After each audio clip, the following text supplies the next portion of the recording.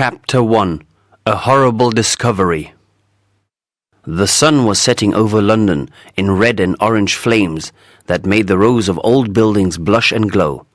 It had been another hot day, in one of the longest heat waves the city had seen in the last decade. Now the streets were busy with after-work traffic. The drivers were trying to make it home to their cool, shady lawns as quickly as possible. The alleys were filled with pedestrians who were looking forward to a pleasant supper in one of London's many restaurants, coffee shops, or fast food places. Others were walking their dogs along the River Thames, now that the temperature had cooled down a little. Jennifer Clearwater walked along the riverbank, dreaming about her trip to Bermuda. Was there anything she had forgotten to put on her list of things to put in the suitcase?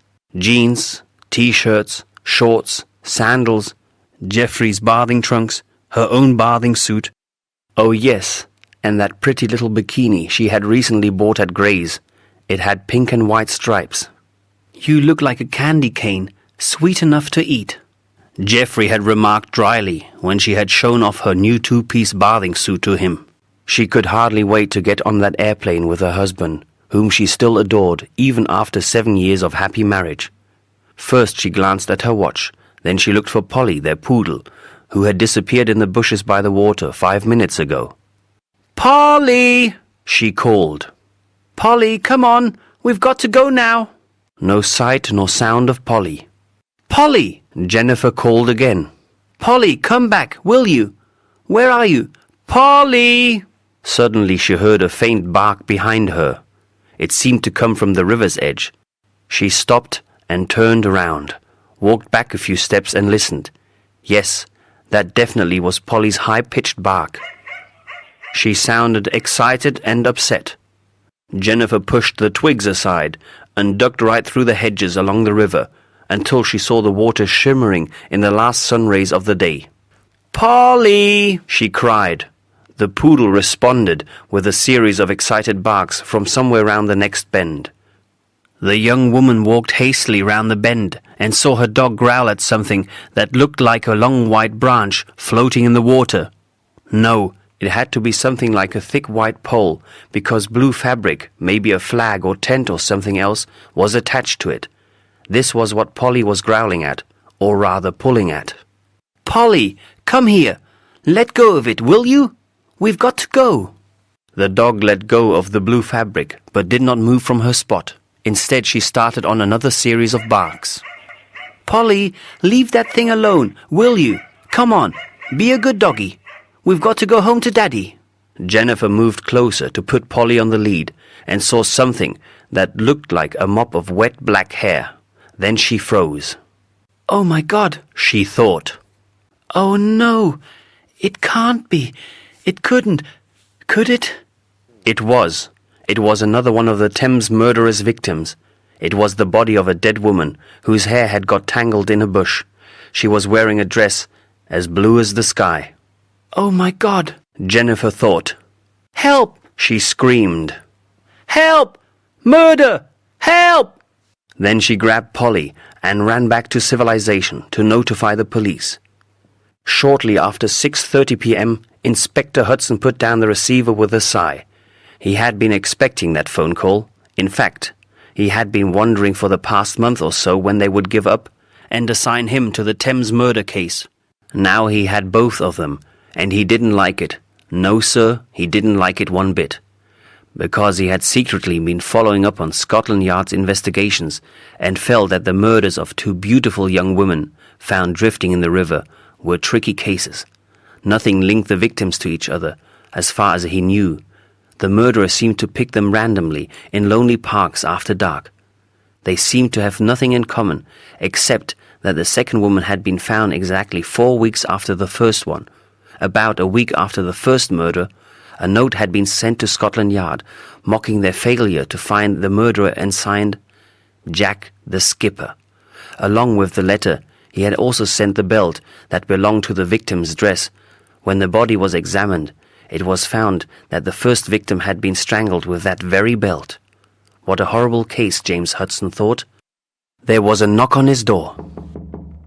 "Come in," he called.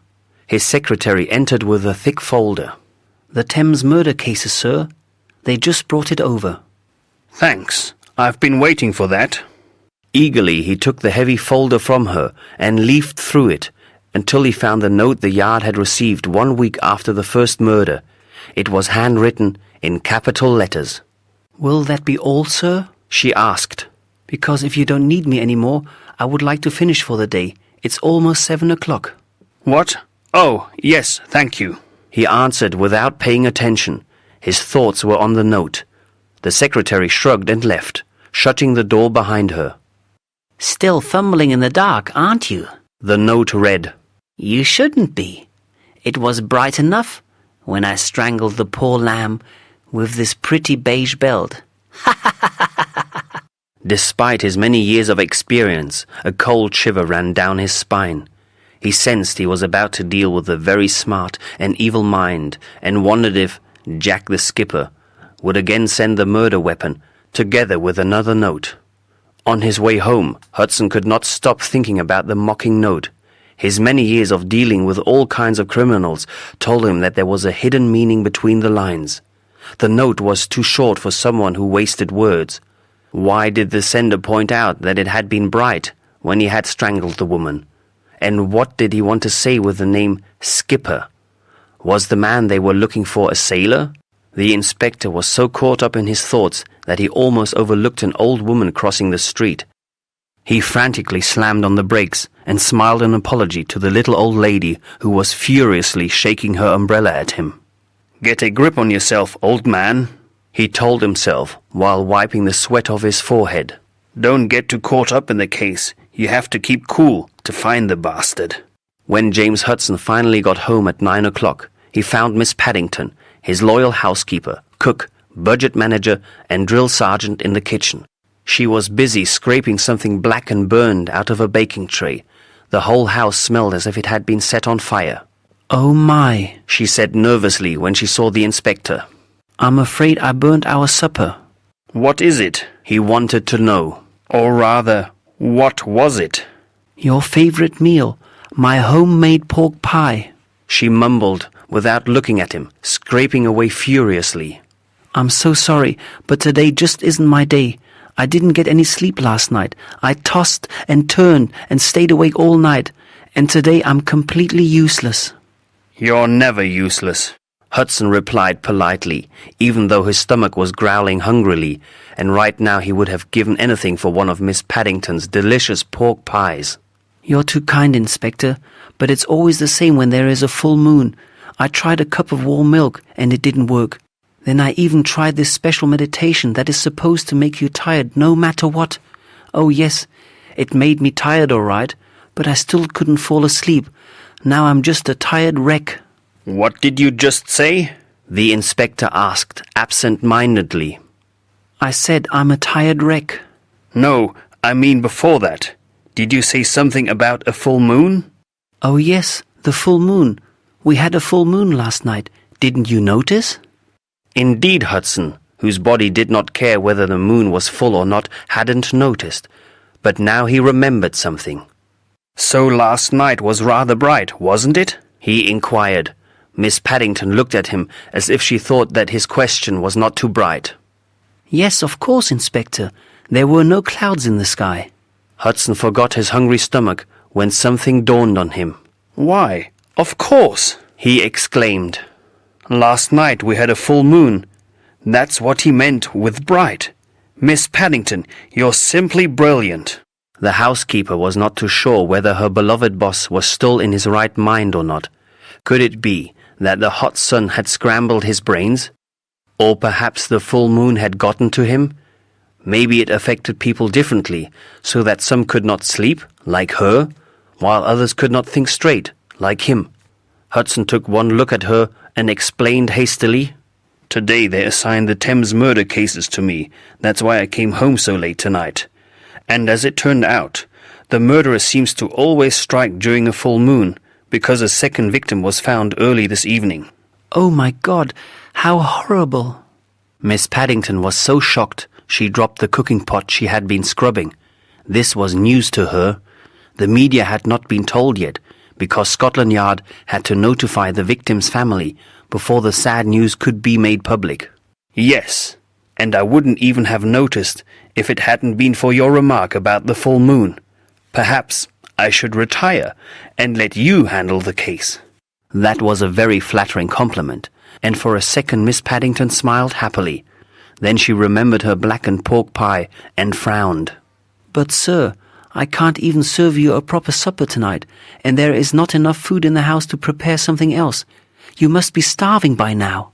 He really was starving, but he didn't want to make her feel any worse than she already felt. "Tell you what," he said. "Let's go out for a meal. I'm paying for it. After all, it was you who shed new light on the Thames murder cases, Dr. Watson." Early next morning, Inspector Hudson found the autopsy report on his desk. The medical examiner had thrown in a late-night shift because the second murder case would be reported in today's newspapers and on the local TV stations. The public was already starting to get hysterical about the Thames murder cases, and Scotland Yard had to come up with quick results, or at least with some details for the London public.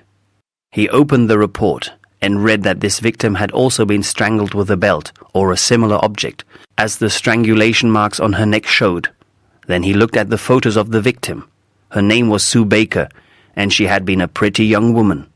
The police had been able to identify her so quickly since the officers had discovered her handbag under a bush nearby. Nothing seemed to have been taken from the bag. Her passport, her keychain, and even her purse with a few bills and quite a lot of coins were all still there. She had been a waitress at the Old Lions pub and had taken home the tips received that evening. Since she had lived by herself, no one but her cat had yet noticed her absence. When the police officers notified her old parents, who lived in a village close to London late last night, it was such a shock to her mother that she just kept asking over and over, "What about Lizzie? What about poor Lizzie?" Her husband explained that Lizzie was the name of Sue's cat. The officers had to drive over to Sue's flat and fetch a very scared and hungry cat. After they had dropped the animal off at the parents' home, Sue's mother seemed to calm down a bit. These are the tragedies behind the breaking news of a spectacular crime, Hudson thought. The personal tragedies usually don't make the news. However, they do make me care about my cases. He silently vowed to himself that he would find the person who was responsible for the tragedy of Sue Baker's mother and Lizzie the cat. Just a moment. The young officer disappeared between the long shelves on which the evidence was kept in sealed plastic bags. A minute later, he returned with 3 labeled packages. "Here you go, sir." He handed the plastic bags over to Inspector Hudson. Inside were the 2 dresses the victims had been wearing last, and the belt Jack the skipper had sent with his note.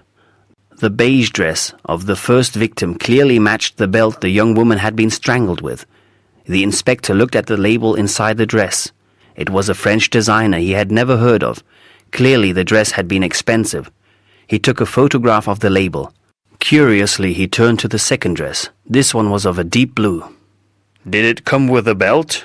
he asked the young officer. The officer shook his head. "No, sir. No belt came with that piece of evidence." Hudson glanced at the label. It was the same French designer. He whistled through his teeth. "The same type of dress as the first one. That's strange." James Hudson murmured in surprise. "And a waitress in expensive French designer clothes. That's even stranger." "Yes, sir, isn't it?" The young officer agreed.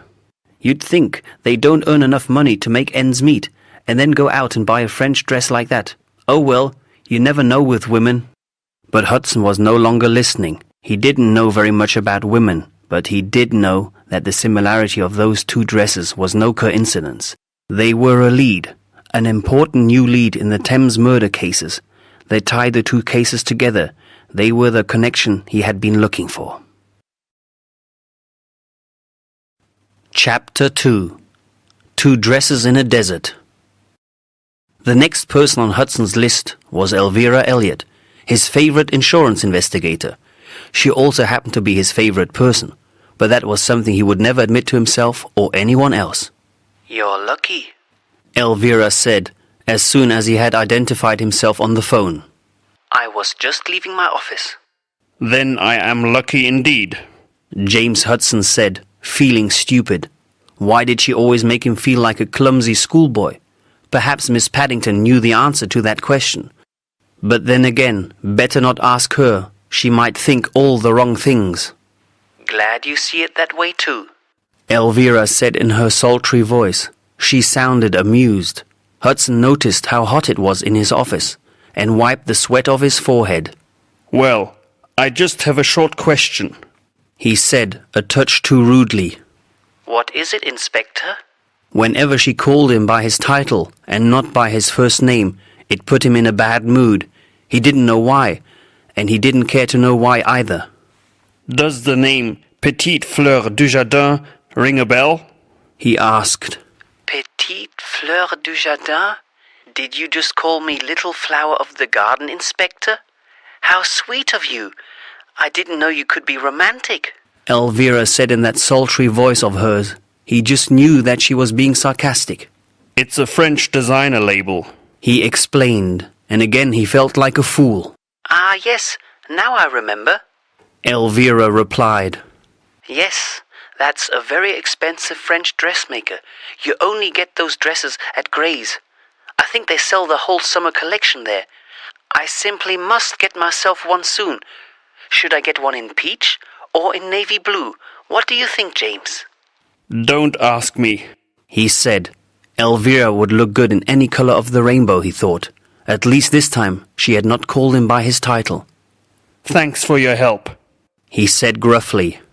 Any time, sir, she replied, and hung up.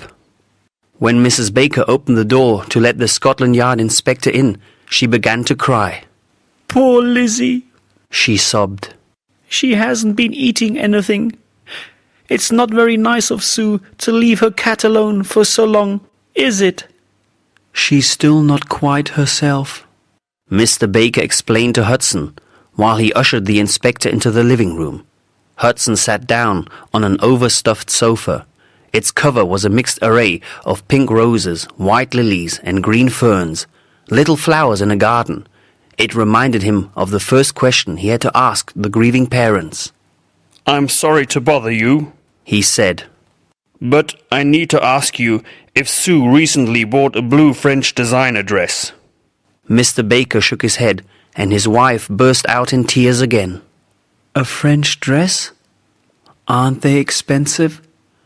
I don't think so, the father said. We raised our girl to be modest. She always bought cat food with the tips she got from the guests over at the pub. His wife sobbed. She took such good care of Lizzie. That's why I can't understand why she hasn't come back for her cat yet. Did Sue have a boyfriend? Was she seeing anyone? The inspector continued. No, her father replied. As far as we know, she only had a few girlfriends. Sometimes they would go out for a meal or a film. Sue didn't have any time for a man. She had to work most evenings anyway. Could she have met a man at the Old Lions pub? Hudson wanted to know. Someone who might have bought her a blue French designer dress? Again Mr. Baker shook his head. I think she would have told us, he said sadly. But she did not mention any special man in her life. She was such a pretty girl, his wife sobbed. And she loved pretty clothes, but she didn't have the money for expensive dresses. She was saving most of her money for veterinary school. You see, she wanted to become a veterinarian because she loved animals so much. Sue's father nodded proudly. Yes, my little girl would have made a fine veterinarian. His voice broke. Sue's mother shook her head and mumbled. But now I'm no longer sure about that. Why did she leave her poor cat alone? That's not very nice of her, is it? The inspector rose. He did not want to bother the grieving parents any more for the time being. Thank you so much, he said. I'll do everything to find the person who did this to your daughter. I promise. The first victim's name was Melanie Jordan. She had been a 20-year-old secretary On the night she was murdered, she had gone out with an old school friend. They had spent a pleasant but unspectacular evening in the city, and shortly after 12 she had said goodbye to her friend. The next morning a dock worker had found her on the banks of the River Thames, strangled, and wearing that beige dress. Of course, Hudson's colleagues had already interviewed her family, friends and co-workers. But there was a new question they had not asked yet, simply because it had not come up before. He made a few phone calls. Did Melanie recently buy a beige French designer dress? He asked one witness after another. Not that I know of. Her best friend said. She couldn't afford expensive clothes. Her mother said. She didn't wear a beige dress that night. Her old school friend said. Let me see. Oh yes, she was dressed in jeans and a red cotton top. She had taken along a jacket, but she didn't put it on because the evening was so mild. Looks like the man who killed the two women is also the man who bought those two dresses, Hudson thought. The same man who sent us the belt and calls himself Jack the Skipper. Again he wondered if there would be another note soon, and another murder after that. On the outside, Gray's was an unspectacular building in one of the narrow side streets found in West End. It had a fresh white coat of paint. The window frames and the beautiful old wooden door were painted blue. Only a small brass sign over the heavy door, which read Gray's Boutique, told the inspector that he was entering the right shop. He stepped into another world. The high walls and the ceiling were as blue as the sky. The far wall was decorated with some abstract paintings. The floor was covered with white sand. There were 3 tall potted palm trees in different corners. Dresses, skirts, blouses, trousers, and jackets were arranged on hangers that hung from thick white ropes along the other 3 walls. A sandy-colored wooden booth, in the form of a pyramid, was in the center of the large sales room. Its shelves were filled with jumpers, T-shirts, and accessories. An old brass cash register was sitting on a small wooden table in front of the pyramid. Exotic music was coming from somewhere. Hudson looked round, but he could not see any speakers. The music seemed to be coming from behind the potted palms. A woman left the row of colorful blouses she had been admiring. Don't you just love their desert theme? She asked, while passing him to look at the next row of colorful blouses. What? Oh yes, certainly, he said. It's rather creative. The only thing that's missing is a camel, he thought to himself. A young shop assistant, dressed in white shorts, a white top, and white sandals came up to him. May I help you, sir? She asked. Is there anything particular you're looking for? No, I mean yes. I'm looking for the manager. He showed her his badge. Inspector James Hudson from Scotland Yard. Scotland Yard? The young assistant asked, shocked. Why? What's wrong? Would you please just get the shop manager? Hudson said patiently. Oh yes, of course, sir. The flustered girl ran off. The woman who had been inspecting her 3rd row of blouses turned round. Still holding up a very pink blouse, she glanced at the inspector. The Yard? Here at Gray's? What are you looking for? An illegally imported camel? Not really. Hudson shook his head. But if I were you, I would stay away from that pink. Without so much as another glance, she marched off to a row of pastel ensembles.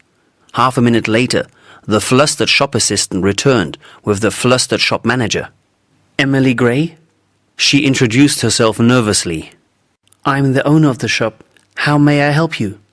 I need to ask you some questions in reference to an investigation. Hudson explained. Is there a room where we could talk privately? Oh, of course. Please come along this way. Miss Gray led the inspector into her office and offered him a seat. Then she sat down and brushed back her long black hair. So, what brings you here? She asked, businesslike. Surely not our unique desert theme? The inspector studied her for a second. She was a good-looking woman, about 40, even though her features were a bit hard. But then it probably was hard work to keep a trendy boutique like this one successful year after year. Aloud, he said, No, of course not, although it certainly is impressive. But the reason for my stopping by are the 2 murder victims we found on the banks of the Thames. I'm sure you've heard about them. Oh yes, I read in the Times that they found another poor woman yesterday, didn't they? How horrible. She shook her head in disbelief. Who would do something like that? That's what I'm here to find out. You see, the dresses the 2 women were wearing when they were found both have the label Petite Fleur du Jardin. I understand you carry that label in your collection? Petite Fleur du Jardin? Emily Gray asked, shocked. Are you sure? Yes, we carry that label in this year's summer collection. But what does that have to do with... She paused, thoughtfully. Oh my God! Of course! Now I understand. Gray's is the only place in all of London that sells Petite Fleur du Jardin models. That's why it's been so successful here. But the fact that the victims purchased those dresses here doesn't tell you anything about their murderer yet, does it? Hudson shook his head. No, that's exactly the point. They did not buy the dresses. These garments are completely unknown to the victims' families, friends, or co-workers. It seems that the murderer has made them put on these dresses shortly before he killed them. Miss Gray looked aghast. My dresses? He made them put on my dresses? My beautiful Petite Fleur de Jardin dresses? What a beast! How did he kill them? The papers didn't say anything about that.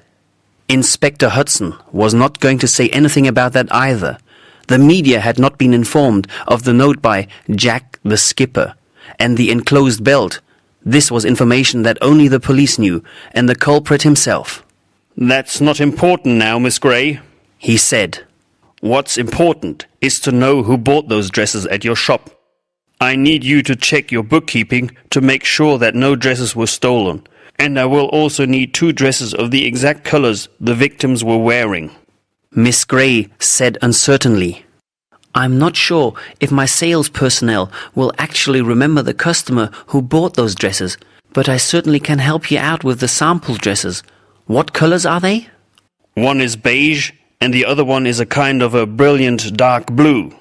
Oh yes, I know which ones you are talking about. The uni-colored V-neck dresses with the ruffled skirt and the slim belt. Those sell really well. Why, we must have sold at least 10 of each. That's because they are very reasonably priced for 100% of pure silk and such a flattering cut. Let me show you. She rose from her chair and walked to the door. The inspector followed her back into the sales room, past the cash register. The woman who had been so interested in blouses was just paying for her newest treasure. Hudson noticed with a quick glance that she had not picked the pink blouse, but one in a greyish green. She looked up and saw him look at her purchase. Very pretty. He nodded, grinning. It's definitely you. Have you found the camel yet, Inspector? She replied. You may want to check out the dressing cabins. Grabbing her shopping bag, she walked out the door. All 4 shop assistants were completely dressed in white to match the desert theme, but they could not remember a man buying the dresses in question. 1 or 2 women were accompanied by the husband or boyfriend, Mandy said. But I can't remember selling those dresses to any male customer. Jacqueline could not remember whom she had sold any of the dresses to, and Sandy could not even remember selling any dresses to anyone. But Bernardine remembered something. Oh yes, there was this chap who came in a few months ago, at the beginning of the summer season. I remember that because back then we still had these dresses in all colors. We had not sold very many yet. Yes, and? The inspector asked impatiently. Did he buy 1 or more dresses? What did he say he wanted them for? What did he look like? Bernardine shook her head. No, he didn't buy any dress, but he kept going back to the blue ones. It's called Summer Sea.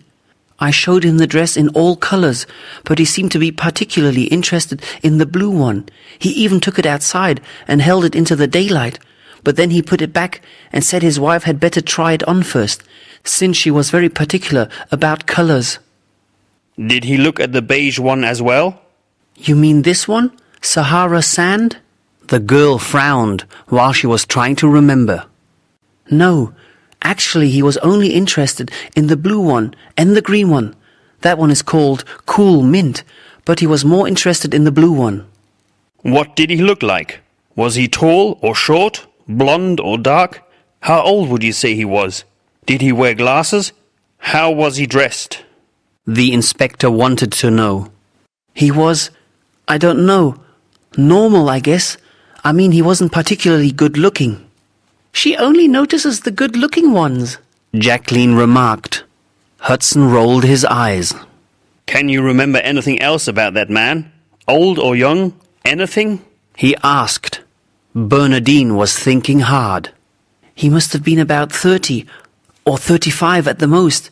Oh yes, he wore glasses with golden frames, and he was kind of dirty blonde.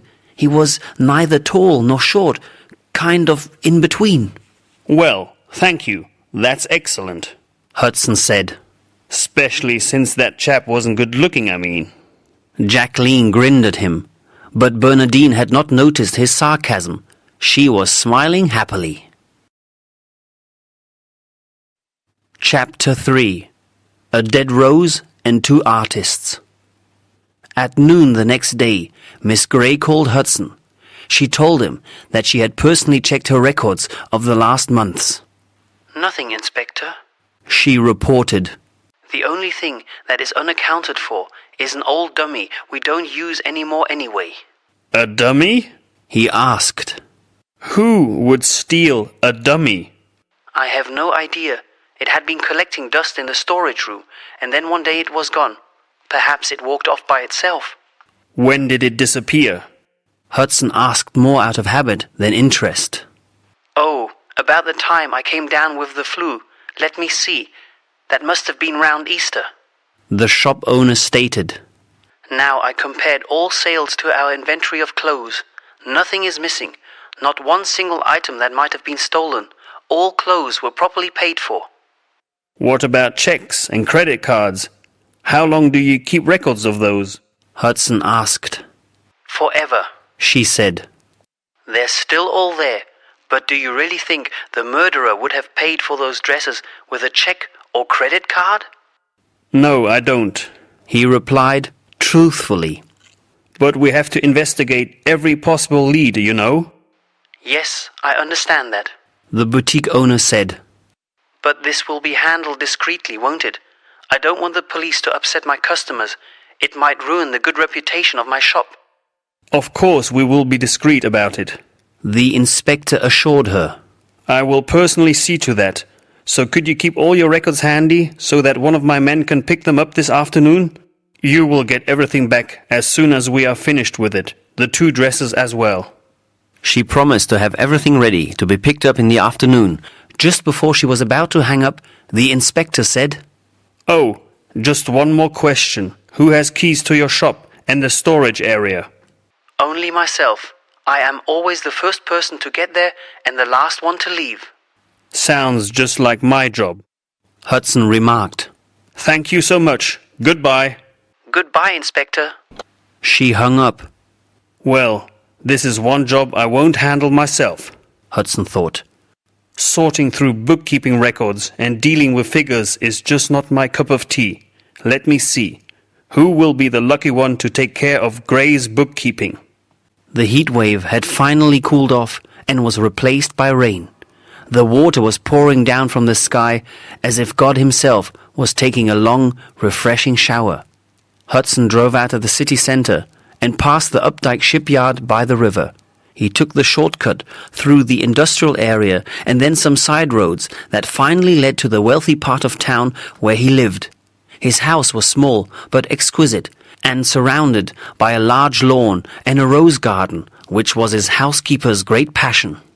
"It's raining cats and dogs," Miss Paddington said as a sort of welcome when Hudson opened the front door. Who are you telling this? I feel like shaking myself like a wet poodle. He had to sneeze. Miss Paddington hurried off to the kitchen and returned with a steaming cup of hot chocolate. Here you go, just what the doctor ordered. He gratefully drank a few sips. His housekeeper always seemed to know what he needed at that moment. Thank you, he said. That's delicious. It's made with real cocoa and a touch of cinnamon. My Aunt Libby taught me how to make it when I was a young girl. Well, God bless Aunt Libby's soul, the inspector said. May she spoil all the angels in heaven with her hot chocolate. Hope you don't catch a cold, Inspector. But to be honest, I'm glad we finally get some rain after all that sun. You're right. I was starting to feel as if I'm in Florida instead of in good old England, Hudson said ironically. That's not what I mean. But the roses did not take very well to all that heat. And they are my first painting project. I'm working on a still life, a perfect single rose blossom in a glass vase. I'll call it Rose in Glass. How fitting, the inspector remarked dryly. Yes, isn't it? She said proudly.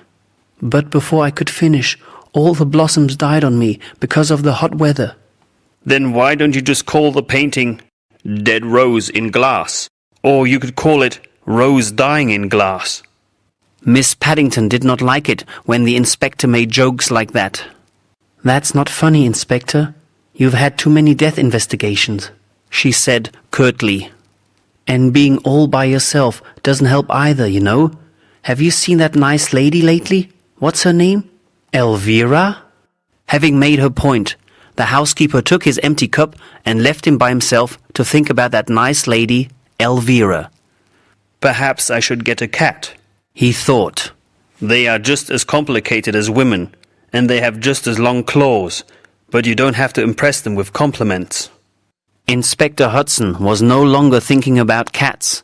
He was thinking about the stranger one of the shop assistants had mentioned. How to find the male customer who had shown such interest in the blue dress. Well, the only way to do that was through the media. The shop owner would probably not be too thrilled about that, but then it might even boost her business if the dresses were displayed attractively inside the store. Oh, so what, he thought. We will even mention that desert theme. That should make her happy. The young investigator who had to sort through Gray's bookkeeping records confirmed what the boutique owner had already told Hudson. Everything was totally correct. No dress could be missing from the inventory. We're still checking into the purchases that were made on credit card or by check, sir. So far the customers have been able to show us what they bought at Gray's. We're only waiting on 3 more customers who couldn't be reached yet. By the way, the young officer continued, the woman who found the second victim, her name is Jennifer Clearwater, is among Gray's customers. We are still waiting for the results there because she and her husband are on holiday right now. But the amount she paid by credit card is less than the price they asked for one of those dresses. So it can't have been a dress she bought. The shop assistants think it was a bikini or something like that. So, that's not a lead, the inspector said, shaking his head. Actually, so far every lead has turned into a dead end. Well, get back to me as soon as you have talked to the remaining customers, and thank you. You're doing a good job. The young officer flushed with surprise. Why? Thank you, sir, he said, and hurried off to do an even better job. Why is it so much easier to compliment a subordinate on a job well done than it is to pay a compliment to a beautiful woman? The inspector wondered. You always call when I'm in a hurry, Elvira said. How do you always know when I'm getting ready to leave? I don't, Hudson replied lamely. Sorry to bother you again so soon, but we're not getting anywhere in the Thames murder cases. All we know is that the murderer must have bought the dresses at Gray's or somewhere far away in another big city. This petite fleur du jardin stuff is only sold in a few very exclusive shops, as we found out. Therefore, I need your help. He sighed. He liked to call Elvira, but he hated to have to ask any favors of her. She seemed to have heard his sigh, because her voice softened immediately. How can I help you out? I don't know any more about those dresses than you already do. But you socialize with the kind of people who buy clothes like that. People who can afford those prices, I mean. We're probably looking for someone with money. Some clown who can go out and buy 2 very expensive dresses just for the thrill and the kill, so to speak. Nice wordplay, James. Elvira said. But a sad subject. That's how I feel too. I have to find the bastard before he strikes again. What makes you think he will strike again? The inspector could not tell her about the pattern he was beginning to see, the full moon and the same type of dress. Let's just call it an instinct. I have a feeling he will kill again, and soon. Tell you what, I will see what I can find out. I will ask all my friends in high places a few discreet questions, without mentioning you, of course. By the way, how did you like the paintings? What paintings?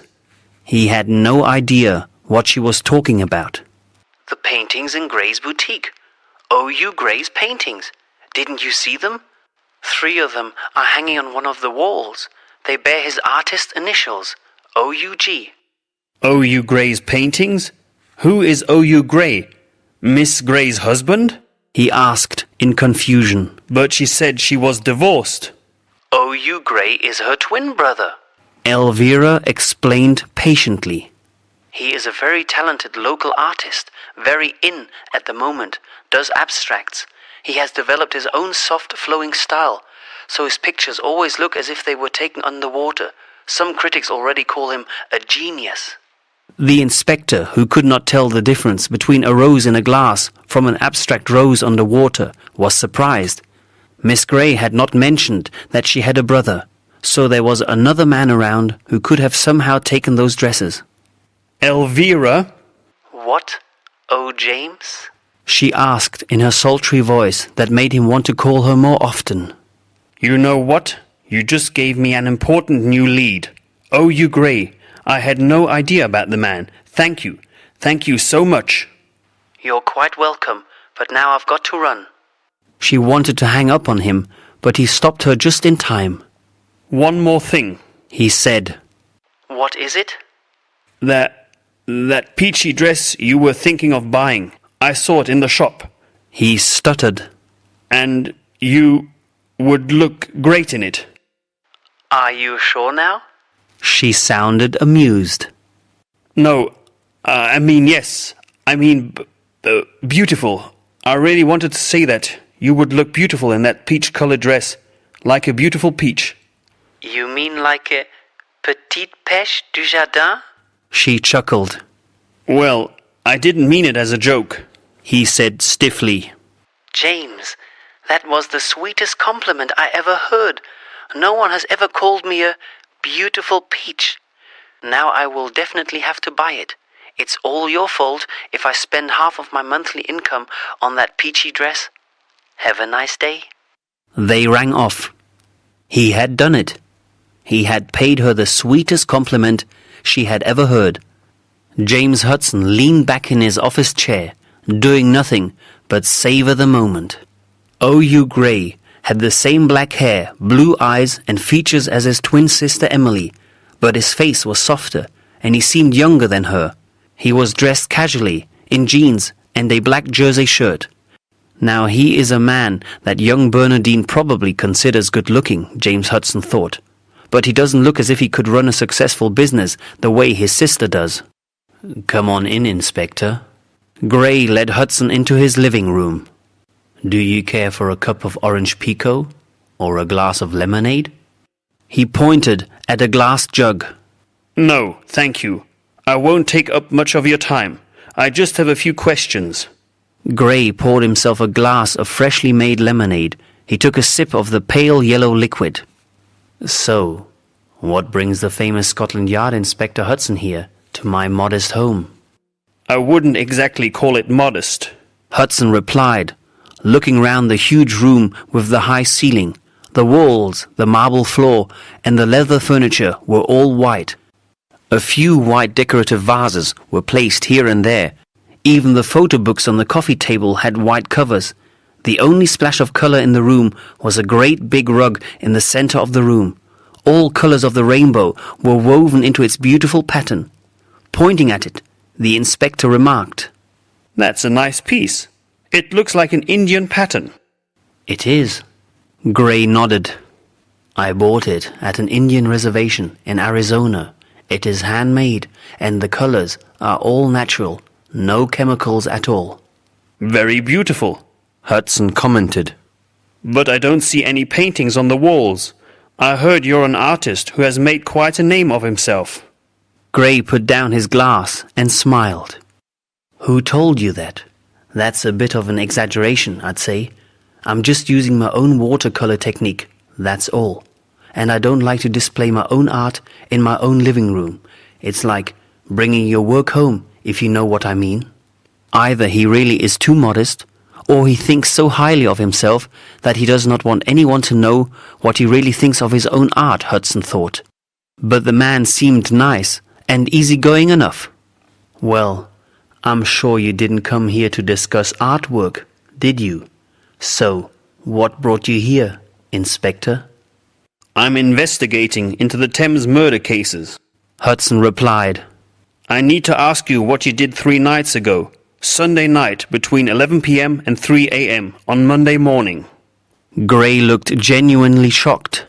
That sounds as if you suspect me of killing those poor women. But that's totally absurd, Inspector.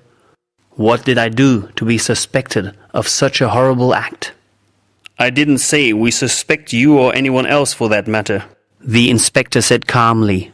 I just have to eliminate all persons who could have anything to do with the 2 crimes. So what did you do during the time in question? Frowning, Gray stared at the white ceiling. Let me see, he said thoughtfully. When did you say it was? Sunday night? What did I do that night? Oh yes, it was really hot that day, and so I spent the whole day by the pool at my sister's house. After supper, I went home. That was about 10 o'clock. Then I worked a bit on a painting and watched a late film on television, an American film. It was called The Magic Touch. After that, I went to sleep. That was about 3:30 a.m. So you were by yourself? Or can anyone verify what you just told me? Gray shook his head. No, I'm afraid not. I was by myself. But that's absurd, Inspector. I can tell you what happened in the film. That won't do. You could have taped it on a video recorder and watched it later, you see. That's not an alibi. Gray jumped up and walked over to the window. He was clearly irritated and upset. I have nothing to do with those horrible murders, he exclaimed. Had I known that some woman would get killed Sunday night and that I would be suspected, I would have made sure to get myself a watertight alibi. He stared out of the window and suddenly turned round. But wait, my neighbor. She may have seen me paint in my studio. Ask her if she saw me through the curtains. And I always listen to pop music while I paint. Sunday night I put on some music. I kept the window open because it was still so hot in the flat. I believe she also kept her window open, so she may have seen me paint and heard me sing along to the music. The inspector got up. Yes, I'll do that. She may be your alibi. Say, do you have any keys to your sister's boutique? No, sir. Why should she give me a spare key? I have nothing to do with her business. Unfortunately, I'm not good with money and figures. I never developed the left side of my brain, I guess. He smiled and shrugged. My mother always wanted me to become a businessman. Now I paint abstract watercolors. Oh well, you can't please them all, can you? No, you can't, the inspector said. Well, thank you so much for your time, Mr. Gray. We'll see what your neighbor has to say. What's her name? Mrs. Kennedy, I believe. I don't know her very well. We just say hello when we meet downstairs. She is an old lady living by herself. The old lady did remember seeing Gray through the white cotton curtains of his window. Yes, sir. He was sitting there, painting all right, when I was watering my balcony flowers before going to bed at 11:30. In that heat, you have to water them twice a day, you know. And the young gentleman over there was concentrating on his painting, singing. Mind you, he wasn't being loud. He has very good manners. You could barely hear him. He's really well educated. And in addition, He is good looking too. I wonder why he hasn't married by now. Of course, most young women have a job these days, but that isn't what they're really after, is it? I think they still want to get married deep down in their hearts. I mean, Inspector Hudson hastily thanked her and fled the scene. The final results of the checkup on Gray's customers who had paid by check or credit card did not offer any new clues either. All the purchases of dresses, blouses, skirts and bikinis matched up. "I couldn't find anything that looked suspicious, sir," the young investigator reported to Hudson. "Only 2 women bought one of those blue dresses on credit card, and both still have their dress and the belt that comes with it, as they showed me. One woman bought a beige dress and paid with a check, but she still has the complete garment as well, and she just bought it 2 weeks ago." Then that was after the first murder. The inspector murmured and shook his head. This is leading us nowhere. But thank you anyhow. Thursday morning, the London Times ran a short article on the male customer who had shown such interest in the blue Petite Fleur du Jardin dress a few months before. The article only said that he may be an important witness to the 2 crimes and should report to Scotland Yard immediately. The paper also printed 2 pictures.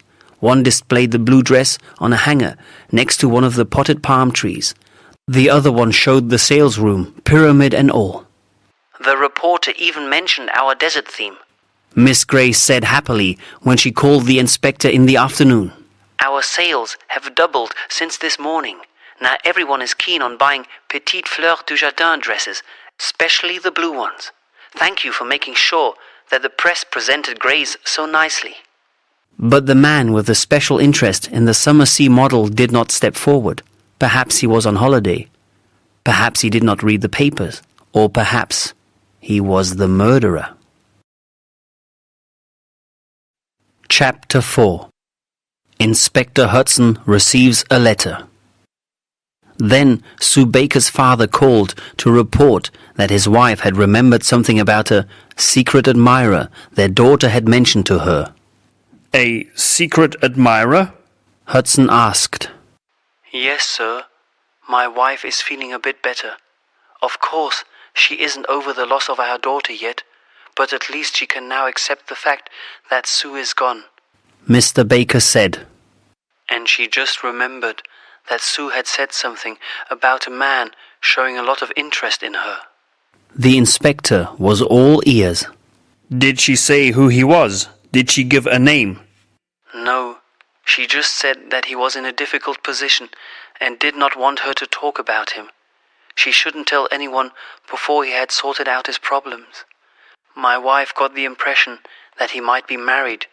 Sue only mentioned him because her mother found a pearl necklace in her room while cleaning it. So she asked Sue where she got those pearls, and after a bit of questioning, Sue told her. Can your wife remember anything else Sue might have mentioned? Like where she met this man, how long she had known him, things like that. Hudson heard Sue's father sigh sadly. No, Inspector. Believe me, I would tell you if I knew. The murderer of my daughter must be punished for what he did to her.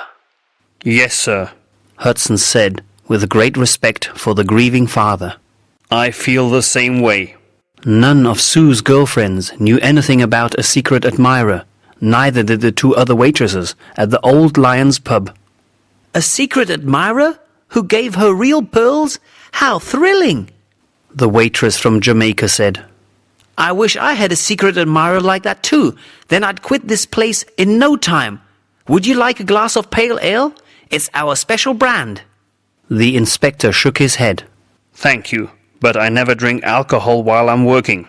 The pretty waitress glanced at Hudson. What about after you're done working? She asked sweetly. It's on the house. Smiling, Hudson had to decline her offer. The other waitress, who was from Newcastle and had to work on her day off to replace Sue, shrugged. If I were you, I'd ask Paul about that secret admirer stuff, she said in a tired voice. He was keen on her, and he happens to be married. Aren't all secret admirers simply married chaps? Plus, he's making a lot of money from this place. Not that we see a lot of it, though. So, Paul is the owner of this pub? James Hudson inquired. He looked appraisingly at the noble wooden floor and wall panelling. It looked like real cherry wood. Yes, Inspector. You can find him in his office. It's right back there, next to the kitchen. The man who opened the door to his office looked distressed. Yes, he asked. Inspector Hudson introduced himself and flashed his badge. Are you the owner of this pub? He asked. Yes, so what? I understand Sue Baker worked here, Hudson said. Therefore I must ask you a few questions. Paul Winfield frowned. He was about 35 and had blue eyes and thick brown hair. He had rough features and a tiger's head tattooed on his upper arm. Bernardine would probably have found him a good-looking boxer sort of chap, James thought. But your men were already here on Monday, asking all kinds of questions. So why are you snooping round here now as well? Didn't I read in the papers about you? Aren't you the chap the Yard always puts in charge when a case is hopeless? If you want to put it that way, then I'm the one, Hudson replied calmly. So, why aren't you out there, finding the one who did that to Sue? Paul Winfield asked, outraged. That's exactly what I'm doing, sir, Hudson said. I need to ask you if you might have given her a pearl necklace. Some man she called her secret admirer gave her said necklace, and it was more than likely a married man with a high income, like yourself. Winfield pushed his chair back and rose. What is this? An interrogation? Are you suspecting me of having killed poor Sue? Me? With a few quick strides, he walked over to the small window and turned his back on the inspector. Why on earth should I go and kill Sue? I liked her. Everyone liked her. She couldn't hurt a fly. Why would anybody do something like this to her? His voice broke. To the inspector's surprise, the tall man with the broad shoulders started to cry. His back still turned on Hudson. He sobbed. Sue and I mean, there was nothing between us. I have a wife and children, you know. But I really liked her a lot. Well, yes, I did give her those pearls. I would have liked to give her a lot more, but, oh well. He got a hold on himself, wiped his eyes with the back of his hand, and turned round. Inspector, he said pleadingly, you must believe me. I could never have killed her. I want to believe you, Hudson responded. Even though the man had known Sue and might have had a motive to kill her, that still did not explain the murder of the first victim, unless he happened to have known her too. But still, Hudson had to check if Paul Winfield had an alibi. It was simple police procedure. Just tell me where you were last Sunday night between 11 and 3 o'clock the following morning, just so we can eliminate you as a possible suspect. At home. Ask my wife, the pub owner answered. I closed up here and left about 11:15, as usual. Then I drove straight home. When did you get home? About half an hour later. Driving home takes about that long. And your wife was home? Can she confirm that you arrived home round 11:45? Winfield nodded. Of course she can confirm that. She was still awake when I got home. Not the best of alibis, the inspector thought. A wife can confirm anything if she does not want to send her husband off to prison. Moreover, if the pub owner had been quick, he could have given Sue a lift and strangled her inside his car. Then he could have dressed and dumped her body by the river, which was only a few minutes' drive away from the pub. He would still have made it home without losing enough time for anyone to notice. Can anyone else confirm your times? Did anyone see you leave the pub or arrive home? Any neighbors? Winfield frowned and shook his head. No, not that I remember. Hudson thanked him and left. He was lost in thoughts. The man did not have much of an alibi, but he also did not have much of a motive. Also, there did not seem to be any connection between him and the first woman who had got killed over 5 weeks ago. So, Inspector, Did you find the secret admirer you were looking for? The waitress from Newcastle called after him on his way out. When he turned round, she was wiping down a table, smiling knowingly at him. Of course, Mrs. Winfield was able to confirm that her husband had come home about 11:45 on Sunday night and had not left the house until the next morning at 7. What's all this about anyhow? She asked, upset. Why should he have anything to do with the murder of one of his waitresses? Just a routine check, madam. The inspector answered discreetly.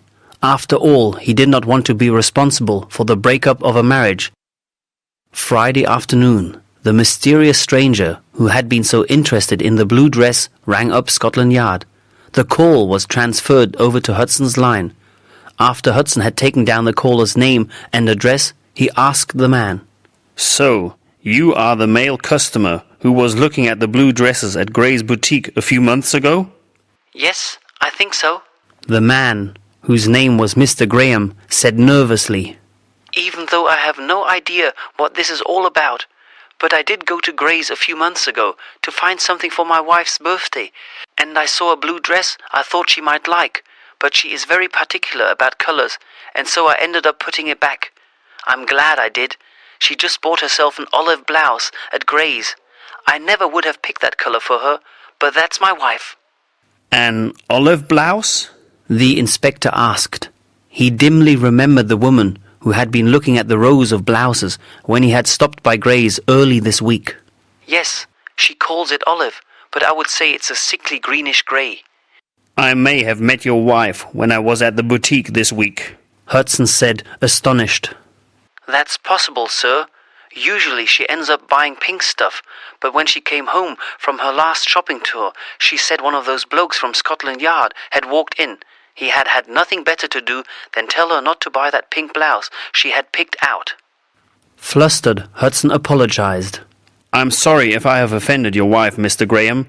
I just thought that pink was a touch too pink. But of course, it was none of my business.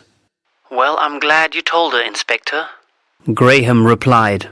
She actually looks surprisingly good in that olive blouse and is very pleased with it. She said that inspector from Scotland Yard may have been rude, but that he had a good eye for colours. The letter arrived on Saturday. It was addressed to Scotland Yard, London. There was neither a street address nor a postal code on the envelope. Hudson's home phone rang the minute he was starting on the breakfast Miss Paddington had prepared for him after letting him sleep in. The Yard called him in to take a look at the package bearing Jack the Skipper's handwriting. He glanced at the tempting scrambled eggs with fried sausages and tomatoes, the steaming toast and the fresh biscuits, and sighed. Then he hurried over to his office. The envelope was already waiting for him on his desk. The inspector took one look at the small package and knew what was inside. The printed letters and the incomplete address told him enough. The arrogance, he murmured while opening it carefully. The arrogance of not bothering to even write a full address. He considers himself to be too important for that. He knows we were waiting for his second letter and expects us to recognize it immediately. Cautiously, he took out a folded sheet with the help of tweezers. And we do. We do exactly what he expects us to do. Scotland Yard had indeed been waiting for a second note from Jack the Skipper, and the secretary, who handled all incoming letters, had been alerted to be on the lookout for an envelope just like this one. So she had sent it on to Inspector Hudson before even opening it. He unfolded the piece of paper and read the printed text. Hello, Inspector Hudson. I heard they put you in charge of my case. If you really are as competent as they say, then why haven't you knocked on my door yet? The second lamb choked on this blue belt. Just check the marks on her pretty neck, if you don't believe me. The next little lamb won't die in color, but rather in a bad mood. Love and kisses, Jack the Skipper. Sure enough, the blue belt that matched the second victim's dress was in the envelope as well. The inspector did not touch it. The crime scene experts had to examine it for traces first. If they were lucky, They might get the murderer's fingerprint or some traces from the clothes he had been wearing that night. Hudson put down the letter and stared at it. How did Jack the skipper know who had been assigned to the case? That fact had not yet been made public. The public did not know, but the murderer did. So what did that mean? It could only mean one thing. Jack the skipper was either one of the men Hudson had already interviewed, or he had been told by someone that the famous inspector was going round asking a lot of questions. Chapter 5. Tomatoes and Other Clues. Unfortunately, like the first note and belt, the second note and the blue belt offered no fingerprints. Of course, there was plenty of trace evidence on the belt, tiny bits of dirt, plants and sand, traces that matched those found on the dresses. This was to be expected, since the victim had been found outside on the ground. 2 single hairs were found on the belt, but they only matched the victim's own long dark hair. The inspector was interested in a tiny fiber, however. He whistled to himself.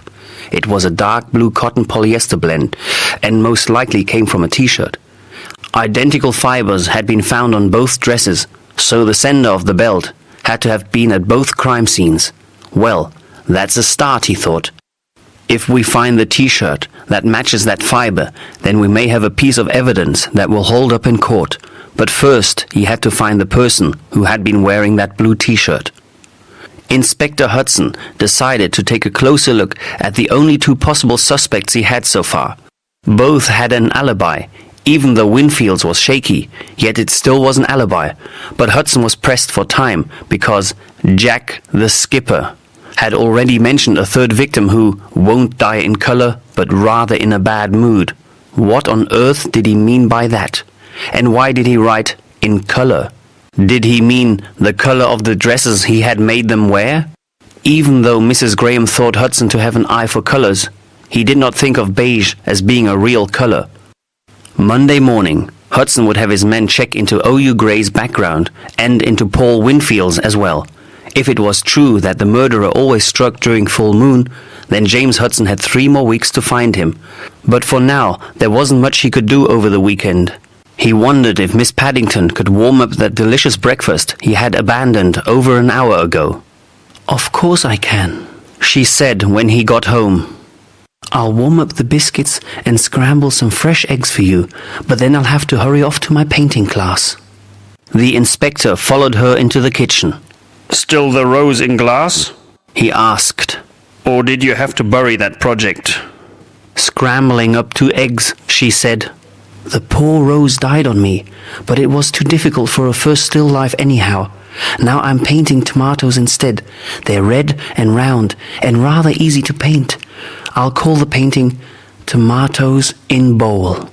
Sounds tasty, the inspector commented dryly. The background checks took several days.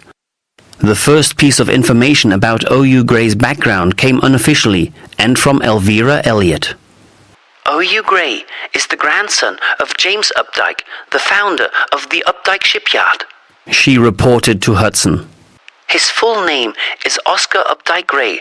That's because his mother's last name is his middle name. It is said in certain circles that he was supposed to take over the Updike family business, but that he just couldn't manage that. Apparently, that was a great disappointment to his grandfather and his mother. His mother doesn't think much of his art, but she is very proud of his twin sister's successful business. The Updike shipyard, you said? That's very interesting, Hudson said, whistling through his teeth. And you found out all that in such short time? So when are you going to join us here at the yard? We could use an investigative talent like yours. Never, Elvira answered, but she was smiling. He could hear her smile on the telephone right before she rang off. So, O.U. Gray was connected to a shipyard. Could that be the meaning of skipper? But he had not become a skipper, to the great disappointment of his grandfather and his mother. Did killing make him feel like less of a disappointment? Like a winner? As if he was in control of his life? As if he was the skipper his family had wanted him to become? James Hudson had to wait on the results of the 2 background checks. Two of his character features that made him such a valuable member of Scotland Yard were his thoroughness and his impatience. He simply did not like to sit and wait. So he decided to find out more about the first victim's past. Could there be any connection between the two victims after all? He rang up Melinda Jordan's former colleagues and friends. He asked a lot of questions about her habits, interests and activities. She had liked the cinema, musicals and reading books. She had loved to travel, mostly to Italy and Spain for her summer holidays. She had enjoyed cooking pasta and dancing salsa. Really nothing out of the ordinary. But then he struck gold. About 6 years ago, Melanie Jordan had worked at the Pale Ale Brewery, a small brewery in the south of London. She had been in charge of the customers' orders. She had quit that job when a larger firm had made her a better-paying job offer as a secretary. But for 2 years, Melanie had handled all orders, including those of the Old Lions pub. When Paul Winfield was shown photos of Melanie Jordan, he denied having known her. He said over and over again that he always ordered his barrels of pale ale over the telephone. But his waitress from Newcastle told a different story. That's not true, but don't tell him I said so, Inspector. I've been working here for 10 years. Too long, if you ask me. And Paul used to go everywhere in person.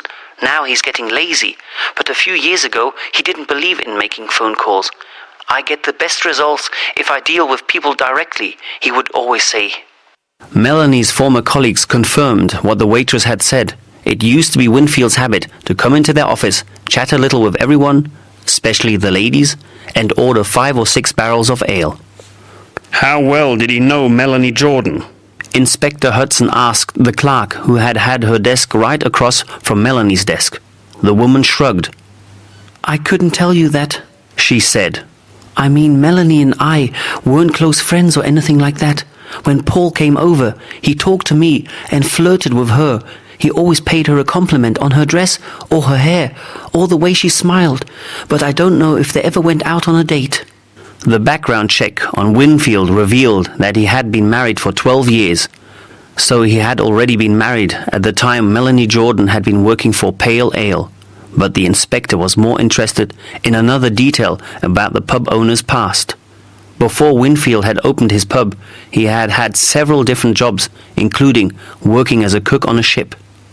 Uh-oh, so he was a sailor. Hudson murmured, whistling through his teeth. It doesn't look good for you, Paul.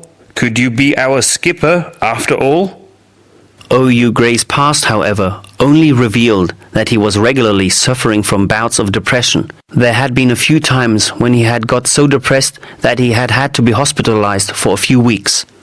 Funny, the man seemed so relaxed and easygoing, Hudson thought. Could he be hiding a different personality behind his friendly exterior? The person who could answer that question best was Miss Paddington. You could not hide anything from her.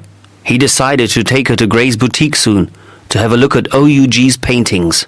But a depression does not make a murderer yet, and Paul Winfield had just become suspect number 1 on the inspector's list. Here was a former connection to a ship, and he had lied about the fact that he had personally known the first victim. When the owner of the Old Lions pub was confronted with the statements made by Melanie's former colleague, he broke down and confessed. Yes, I did know her. He confessed. She used to work at the brewery some years ago. But that doesn't mean that I killed her, does it, Inspector? Then why did you lie to me? Hudson asked. Now things look even worse for you. Winfield averted his eyes. I don't know. I read about Melanie's murder in the papers and was shocked. Then, 4 weeks later, my own waitress is strangled the same way Melanie was. It's a coincidence. But it makes me look as if I killed them both. Winfield gave the same alibi for the night Melanie Jordan was killed, that he had been home with his wife. Of course, she confirmed his alibi again. A search warrant of Winfield's home did not shed any new light on the matter. No dark blue t-shirt was found that might have matched the fibers on the victim's clothes. No receipts from Gray's for any dresses bought there. It could be a mere coincidence that Winfield had known both women personally and that he had been a sailor in the past. It looked suspicious, but it was not enough to charge him with murder. All Hudson could do was tell Paul Winfield not to leave the City of London and wait for the next murder to happen. Miss Paddington liked the idea of being hired as a police psychologist, even if it was just for a day. "But of course I'll go there with you and take a look at the paintings," she declared. She was sitting on the terrace. Her painting utensils were scattered everywhere. "Let me just clean up here first." For the next 5 minutes she was busy putting away her paints and brushes when she picked up a white canvas with nothing but 2 red dots on it. The inspector asked curiously, Are those 2 red dots the tomatoes in bowl? "Well, I'm not finished yet.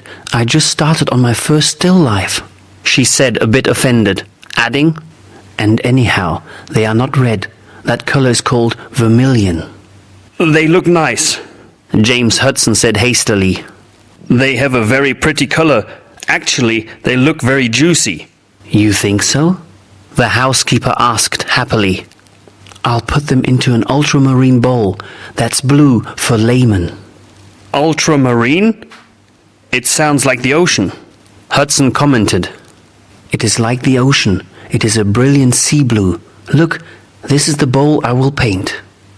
When Miss Paddington brought him a bowl as blue as the dress the second victim had worn, something clicked in Hudson's mind.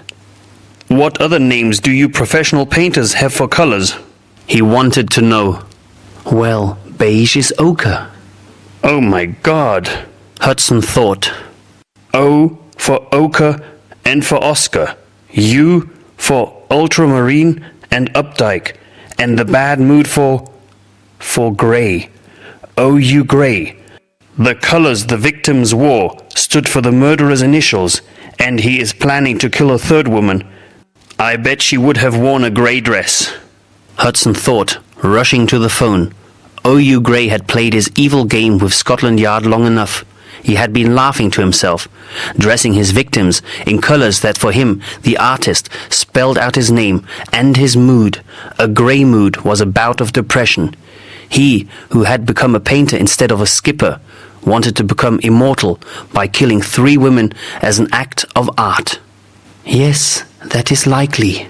Miss Paddington nodded when Hudson told her his theory of the murderer's motive, after he had telephonically ordered that Gray's flat be searched for certain items. "If he feels like a failure, he will compensate for that by doing something the world will really notice." But the inspector had already grabbed his car keys to rush to his office. In O.U. Gray's flat, the officers found not only Gray himself, but also a painter's rag, which used to be a dark blue t-shirt, a tape recorder with his voice singing a pop song, and a dummy wearing a wig with short dark hair. Through the white curtains, it looked like the artist himself was sitting on a chair, painting. When asked, his sister admitted that her brother had managed the shop for 2 days in spring, while she had been ill with the flu. That was when he had taken 3 dresses and rang up the bill, putting the correct amount of money into the cash register. When Hudson called Elvira Elliot that evening to tell her the good news, she was shocked. O.U. Gray is the Thames murderer? I can't believe it. A murderer? Why would he go round and kill women? Why? His new series of 3 paintings, The Moonshine Serenade, was just bought for a lot of money by a New York gallery. The Moonshine Serenade? The inspector asked. Yes, the 3 pictures at Gray's boutique. That's the title he gave them. Why do you ask? Elvira wanted to know. Now he could tell her. Because he killed the 2 women during a full moon, and he announced a 3rd murder. He most likely planned it for the night of the next full moon. Elvira's shiver was almost audible. Now I don't think I will buy that peachy dress after all, she said. It would seem like a bad omen. Hudson had to agree. Yes, he said, and cleared his throat. It's a shame, though. I know you would have looked lovely in that dress, but then you always do anyway. Thank you, James, she said gracefully, in that sultry voice of hers.